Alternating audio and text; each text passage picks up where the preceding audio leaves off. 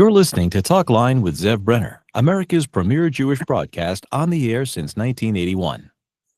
And now, here's your host. And we're back. It's always great to speak with political guru. He has his finger on the pulse. He's a rabbi. He's a dayan. But he's been involved in so many different campaigns over the years, including, of course, a native New Yorker and Hank Sheinkopf. Good luck. Thank you for joining us again. Thank you, Zev. Happy to be here. Wishing all your listeners a good Woche, and they should have a beautiful Woche and a gesunde Woche, and they should have an etamaidami Woche. So how does it look? The latest poll shows that the race is tightening up. Mamdani may only be 6 points ahead of former Governor Andrew Cuomo. Well, am I hopeful that Andrew Cuomo will win? Well, it'd be nice. Do I think that it's going to be tough? Yeah, it's going to be tough. He's coming back from a terrible primary loss, and it's a distance now. Mandami's run a very, very, very good campaign run by very smart people. Some of them Jews, sad to say, but they're doing what they're doing, and they know how to do it. And there's really they've really done a fine job. Whether you like them or not, whether you like him or not, they've run a very good campaign. I know Curtis Lee was going to be in Borough Park later today, I think 9 o'clock in the morning. Yep. But I just got a video where he's an attack video calling Andrew Cuomo an anti-Semite. It's a well-done video. I don't know where it's being posted. I don't know if it's on WhatsApp or other places, but it seems more of an attack. He's going after Cuomo with Mamdani the last day. He's trying to whittle down his Jewish support. If he were Jewish, you get three rabbis together. You put a cherem on him. You don't let him speak at a synagogue. You don't give him an aliyah. You don't give him any kaved from the community, because what he's doing to us is despicable. And as I asked one of his supporters last week, I said, do me a favor. Listen, I know you're very important and you figured this out very carefully. So when my synagogue gets vandalized, if this happens after this election, can I count on you to come over and clean it up? Wow. It's getting to be last minute, and I know it's been early voting has been extremely intense. I think in Brooklyn there's been over 150,000, Manhattan and borough. What does that mean overall? Are we going to see a presidential type turnout? Yeah, turnouts, I'm not sure what turnouts mean in this new environment. The biggest turnout I think we ever had was in 1969, in my lifetime. John Lindsay, he was running on the Liberal Party line. I think 2.5 million people voted. I think that was the number. It was pretty big. We also had, in 1969, we had probably little under a million, probably 1.5 million Jews living in New York City at the time. So yeah, that was a big turnout. That was the last time we had a turnout and three people running. One is an independent, which is really what the liberals were in those years, but they were much more, certainly a mainstream party. There were lots of Jews that voted on the liberal line and was run by Jews. The International Ladies Garment Workers Union ran it. So you had Lindsay running as a liberal, really an independent. I think John Markey was the Republican candidate, state senator from Staten Island, and you had Mario Procaccino, who was the controller, running as the Democrat running. And it was a massive turnout. It was an unusual race. What you find also in these kinds of unusual races is there a definitive demographic shift going on in the city at that particular moment, and we do have it right now. Fastest growing population of Chinese, probably about 18%. Anybody who doubts it needs to go and see where Jews and Italians used to live, in Bensonhurst and in portions of Borough Park. I think Muslims today are about, I would guess, 900,000, 8 to 900,000 in New York City. I bet that the African population, Africans from West Africa and related areas, are probably, I guess, about 900,000. So the city's changing demographically. It always happens. Its industrial base is changing. And when you have these kinds of shakeups, you tend to have higher, broader turnout and more contested elections. How large is the Jewish vote in New York City? I know at one point it could have been 20%. What is it today? It's hard to guesstimate. I mean, you figure that we're probably, I would bet that we're under 900,000 is my hunch. Jews, we're not a growth industry here in New York City anymore. Hard to say. I wouldn't venture a guess. I'm not sure what that would be today. Because the turnouts are also high. I mean, Jews are probably turning out, but again, if the turnouts among observant Jews are high, remember that the turnouts among the pro-Mandami Jewish lunatics are also high. That's what we forget. Park Slope, Carroll Gardens, Cobble Hill, Orem Hill, Brooklyn Heights, places where more what the so-called progressives and the reformium live. Their numbers are probably high too, and they're going to count. I would guess probably 30% of their number vote for Mamdani would be my hunch.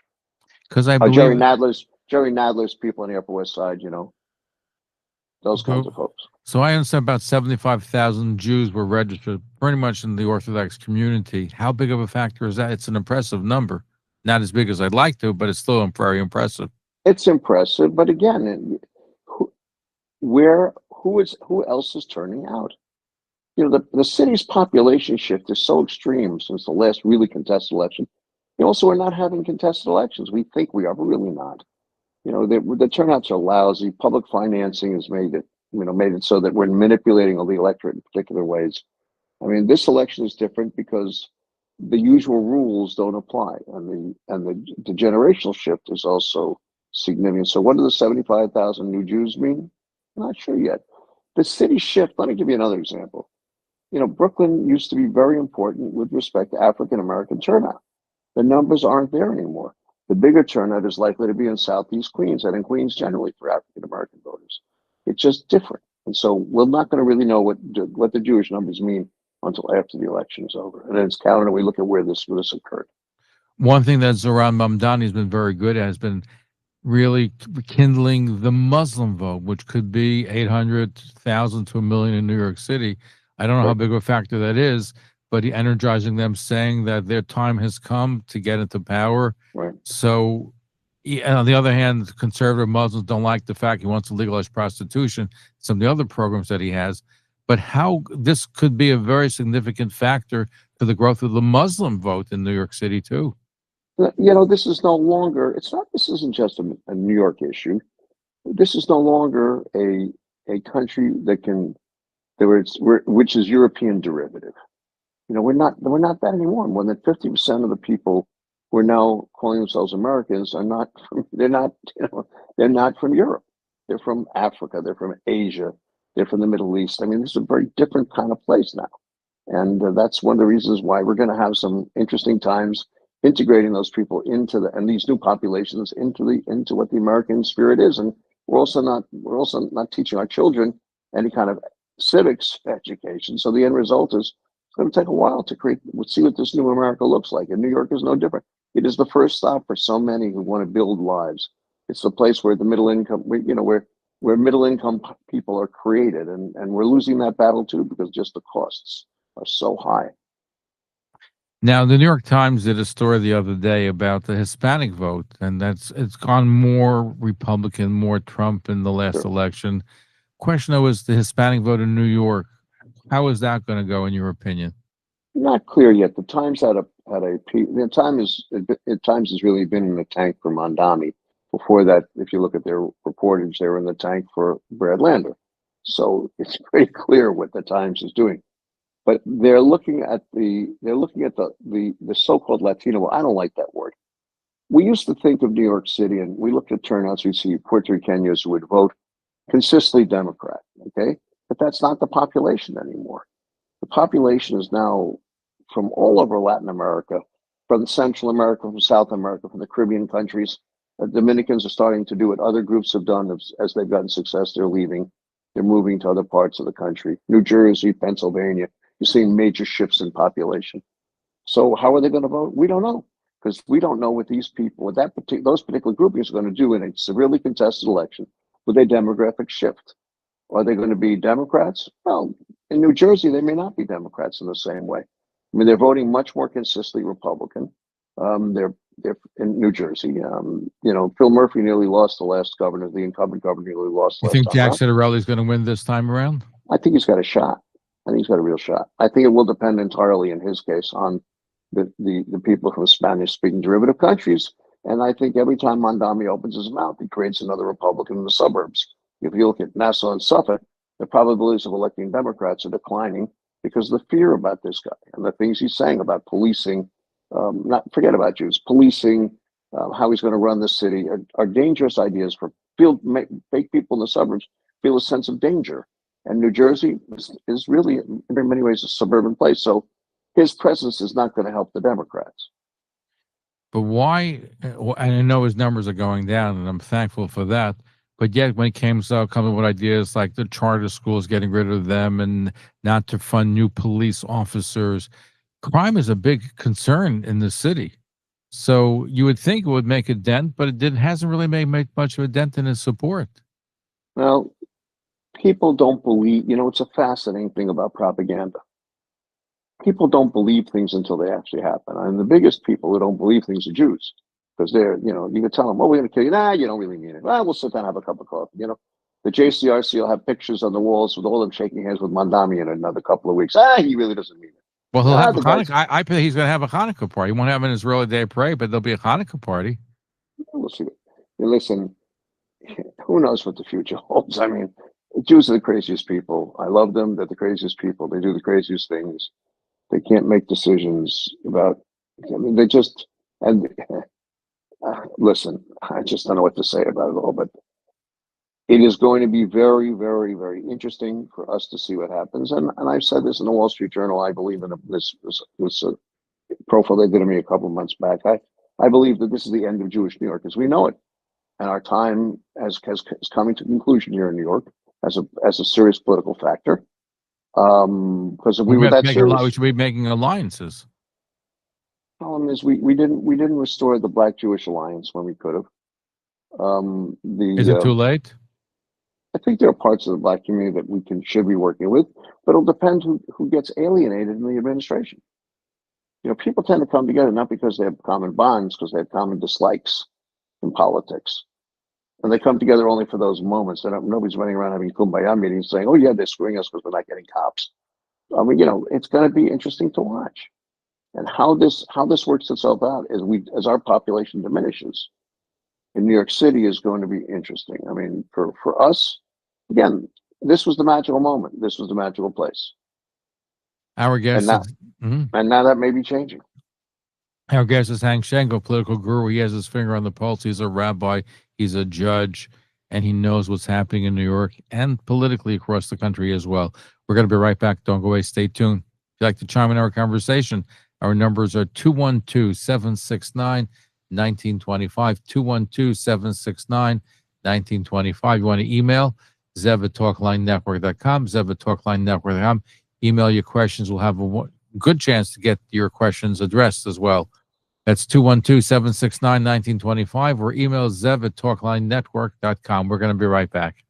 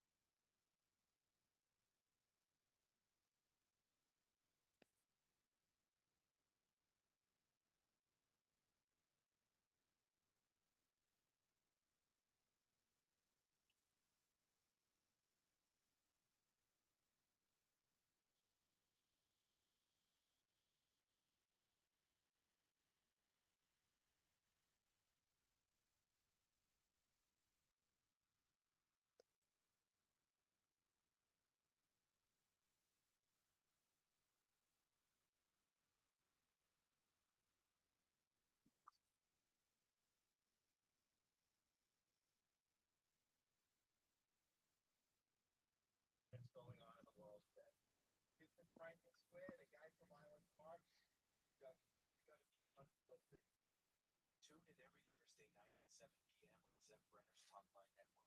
628.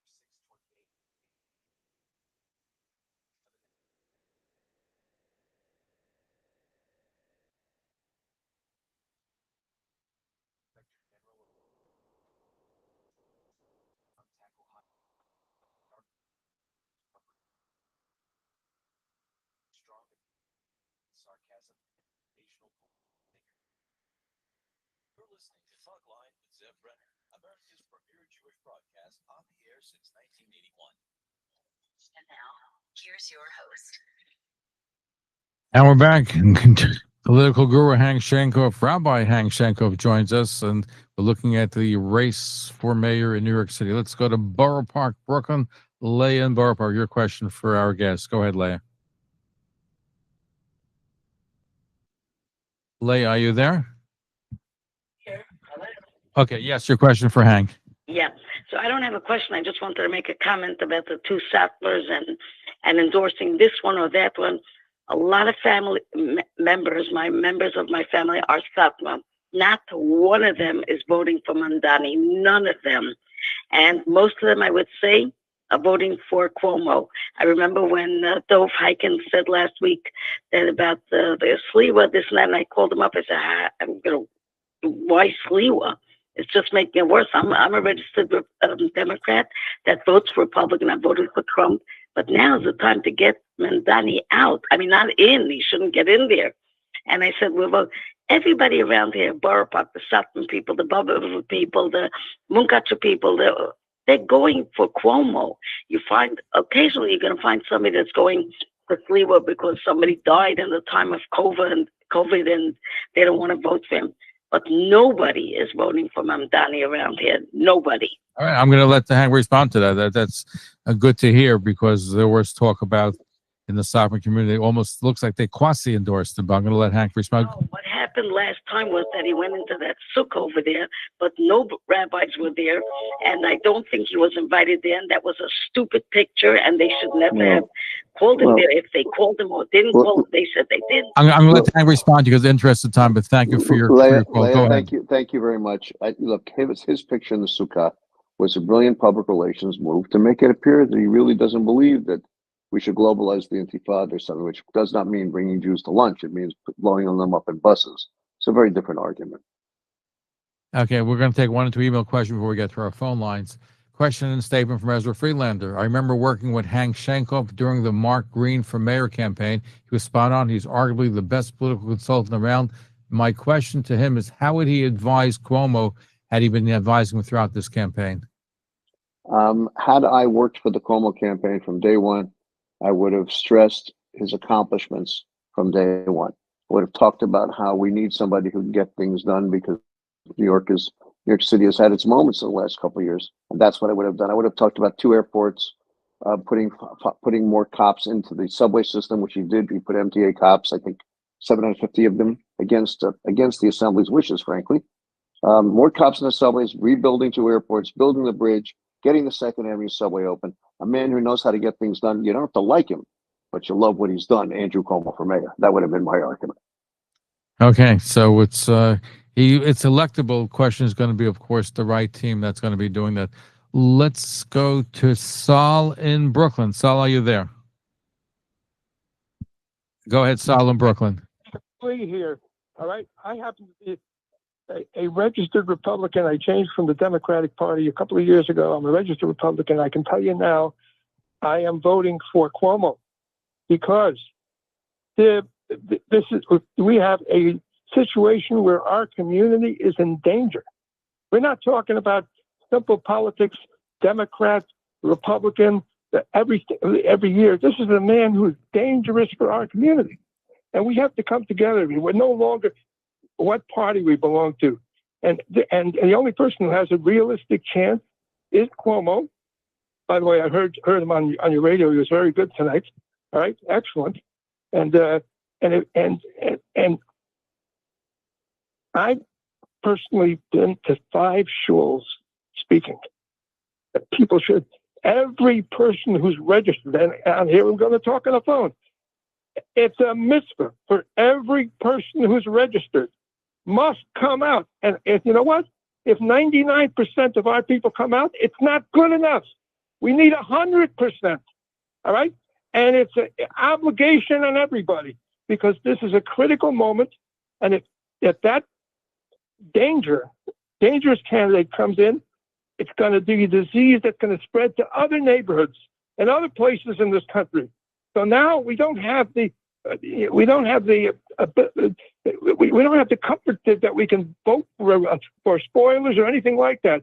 We have to all get together and make sure that we pick the candidate who has the best chance of catching up and winning this thing, and that is Governor Cuomo. I'm gonna let Hank you raise some very good points. So thank you. We'll let Hank address. Saul is a true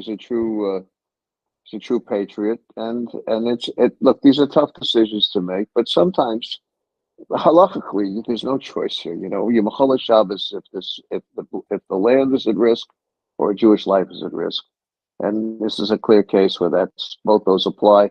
So you do what you have to do to protect the Jewish people first and the land. Here's a question from Sylvia. Am I hearing from Hank Sheinkopf that Jews with conservative values in New York City are in trouble and there's no way back? But it seems he thinks Mandami will be mayor. I think you have to give Mandami the edge. Why? Because the polls have been fairly consistent. The quality of the campaigns, I'm going to write something about this after it's over, is something to be talking about. I think that the Cuomo surge it occurred late. And the only way we continue it is if Jews turn out in big numbers, early voting tomorrow, Monday, and at the polls on Tuesday. And we're also going through a demographic shift in New York City. And the outcomes of that are not we can't really evaluate them until after the election. But it's important that everybody turns out to vote. Period. Social media, of course, is very important. Mamdani has been an expert in using social media. Sure. I just got a video from the Cuomo camp, which is for social media, where it's a Halloween where they open the door and they see Mamdani there, and he wants to take all the candy because he takes 50%. Funny, and he pulls off the mask, and it's Curtis Lewa who says, "Well, you know, a vote for Mamdani is a vote for me is a vote for Mamdani." Very cutely done. You think that at the end of the game that there'll be more social media, and I think it's an important factor, but has it been used effectively by the Cuomo campaign so far? Social media, the Cuomo campaign is a disadvantage in the beginning because the social media experts are on the other side. What the Cuomo campaign didn't also understand is, we have some time, I'll give people listening how campaigns target. Normally, lazy consultants look and they say, okay, we want to talk to voters who have voted in 3 of the last 4 elections. So they target them for the most amount of activity and, you know, contact and the other things that occur in campaigns, and they model their television advertising after those groupings. I said, and I predicted, and so you will remember this, I said in January, Tommy was the guy to watch. I cautioned people in things I said publicly. I also said the targeting scheme, and I may have said it on your program, frankly, for the Mamdani campaign would be done differently. I said they're going to go after people who voted in 0 of the last 4 elections, 1 of the last 4 elections, and 2 out of the last 4 elections, and they will be under 35. 40 or under, really, and that's exactly what they did, and they increased turnouts, and that was smart. And it's hard to recover from that. So you have to hope that people who have lower propensity voters, less probability of voting, which are people under 40, do not turn out. And if that happens, plus, I also said this would be a street campaign. Now, people then criticized me. They said, "Oh, you're an old man, you don't understand." No, I do understand media. I won awards for cutting ads. I mean, I was an ad copywriter. I've won a lot of awards for doing it. And you're very good. You're very quick. You come up with it very quickly, too. I write a copy perfect in 28.7 because I've 28.7 seconds because I've done it all these years. But here's the point.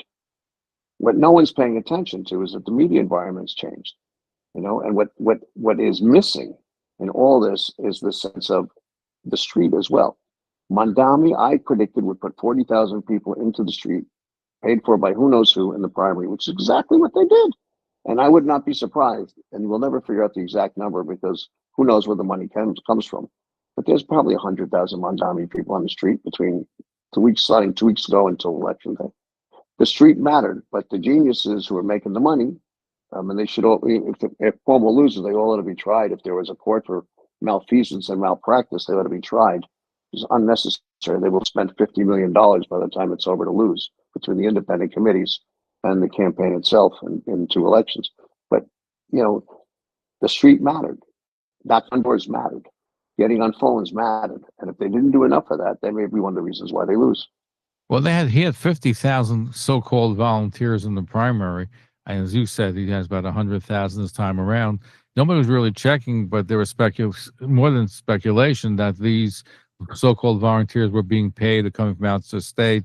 The Democratic Socialists could have been coming towards. You got to feed them. You got to feed them. You got to house them. Look, what people aren't understanding, and what is very important to note, is that this is not about New York.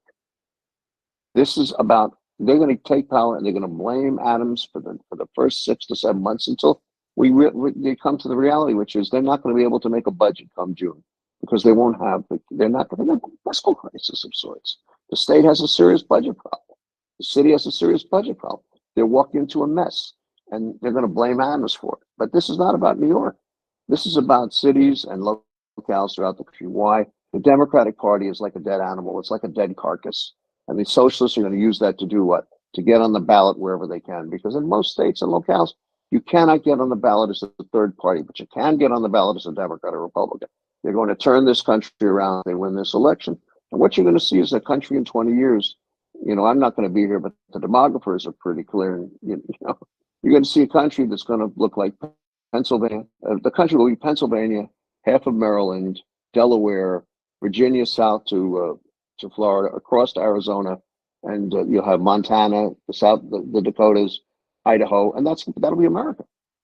That will happen if this election gets lost. It'll be the beginning of that process, because we're not focusing in the way we need to. We're not teaching people civics in our schools. We're not giving them a sense of service. If you went to the kids that were in the Mandami thing and you said, by the way, how many of you are candy stripers in hospitals? How many of you volunteered for, in our case, Rikoholen? How many of you went to see somebody who was sick? How many of you tutored people in inner city schools on the weekends or after school, or did kind of social service, or served in the army, or were police officers, or did something that involved some sense of sacrifice for the values that are important? You would get a lousy response. And that's the problem, folks. Now, in past shows, Hank, you were critical that we were very disorganized. At the end of this particular campaign for mayor, I think we did a much better job being organized. We had over 1,000 rabbis, Reform, Sure. Conservative, Orthodox, that got together, say, to stop Mandami. So is there hope for us? Because it seems like we're mobilized. If we can keep it going even after Election Day, even if Mandani, God forbid, wins, maybe we can recoup some of our political power in New York. I am always proud and have been a proud Jew all my life. As you know, Zev, you know me a long time. Long time. And I was one of the first people to stand up on the Mandami thing. I had an unpleasant confrontation with him of my own instigation. And I'm not a fearful person, but I am proud of what the Jewish community has done in this election cycle, because those of us, observant people particularly, have gone out of their way to make themselves relevant, because they figured out that they're not as relevant as they used to be. The hope here is that he will lose, but if he wins, that we will then be strong enough to say, look, we count, we're not leaving, and you're going to have to deal with us. If we do that, we have had a big victory for our community. We showed some strength. But there are people, again, I call them the Uncle Jakes. They'll do whatever is required to get whatever they need for themselves should there be a power shift. Well, listen, And, as soon as those are the ones we have to worry about. If he wins, they're going to be running down to his door right away, right? Well, I don't know what they're going to get out of it, because the city and state fiscal conditions are not good. So there ain't that much to get. But, like with every shift in population, now we're going to have a mayor potentially who is from an entirely different culture and represents an entirely different way of thinking politically. The people that they will take care of, which is always the case, are their own as a starter. Everybody else has done the same thing, so why should we expect anything different? They'll be serving We halal. won't be the priority. We're not going to be a priority. Right. And he said he's big into halal and to the Muslim culture, and So not into the Jewish culture. That's to be expected. That's to be expected from someone who's not, we've gone through this before. The question is, we've not met someone who has as much animus toward maybe not Israel, and ultimately toward people who believe in the state of Israel. That is the difference. Hank And Sheinkopf, that's the problem. Rabbi Hank Sheinkopf, political guru, strategist. Thank you for being with us. Thank you for giving us some really something to think about. And prediction, Ezra, any predictions, outcome? You ready to? I don't want anybody to say Hank Sheinkopf said this is that going to happen. My prediction is that more Jews are going to turn out than have turned out quite some time, and that unfortunately a lot of so-called progressive Jews are also going to turn out, and that somehow those of us who believe in who have faith will be successful. We hope, please God. Hank Sheinkopf, thank you for joining us. Look forward to having you back again. Regards to Debbie, and keep on doing what you're doing. So thank you. All the best. There he is.